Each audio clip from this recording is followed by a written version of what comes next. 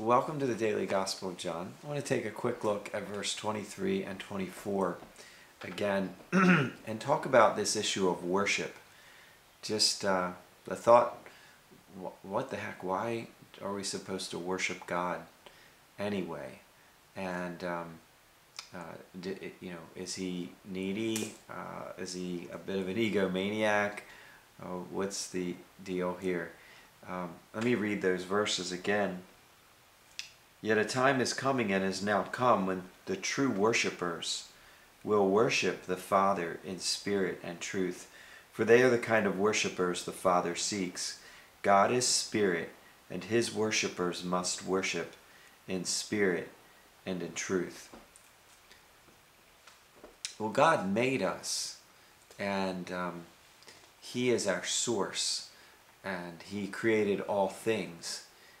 He is anything but needy, and yet he does call us to worship. In fact, it seems that we are hardwired as humans to worship something.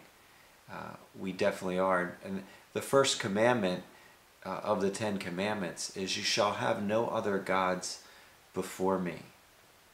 And then the second commandment is about not making an idol out of anything.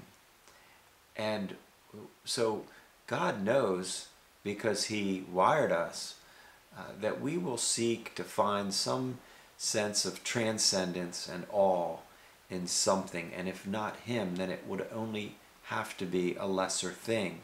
So he's not trying to hurt us by calling us to worship him. He's calling us to the very thing we were designed for, and the greatest possible thing we could do with our lives, because he's the greatest being or thing in the universe. The scripture says in Romans 1 how men became fools as they worshipped and served created things rather than the Creator, who is forever praised. And so we might admire a great masterpiece, but we'd be foolish to think that the painting of the master is greater than the master himself. We might be impressed by some symphony or something, but the composer is greater than the symphony he wrote. And so God is trying to give us and call us to the highest thing in the universe. He would be cruel if he encouraged us or suggested that we should worship some lesser thing than he himself, from whom everything flowed. Now, in worshiping God, we are not diminished. In fact, we are fulfilled. I've had the privilege of standing next to Niagara Falls and the Grand Canyon, and the same sense hit me both times. I didn't want to leave. I just stood in awe for a long, long time and looked at both of these awesome wonders. The falls, just the roar and the power and the magnitude of it. And I just stood there, and I enjoyed my littleness next to it, because the glory of it didn't make me feel bad about me. I liked being lost in the hugeness of it all.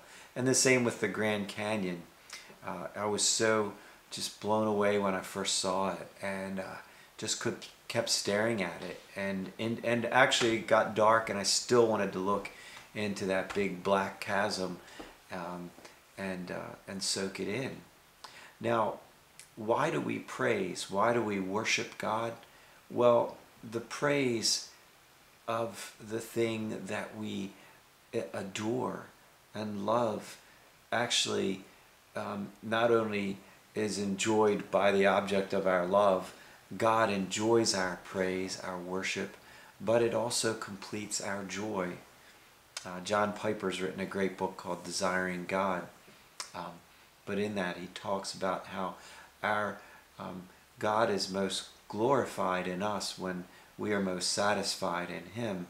And it works both ways, because the telling of the greatness and the extolling his glories completes our joy. Just as if you went to see a great movie, you feel like it's incomplete until you tell someone about it. You have some awesome experience, or you fall in love, or you see some delightful thing your child does. The telling of the story to others and magnifying the event doesn't in some way, it's not some sort of a labor. It actually completes our joy, the sharing. And so worship is the most natural thing for a human being to do. And if not God, we will find some lesser thing, some famous person who's just a facade that they're putting forth to the world, or some great leader, some people, maybe it's something in nature. People have worshipped rocks and seek to find transcendence in that.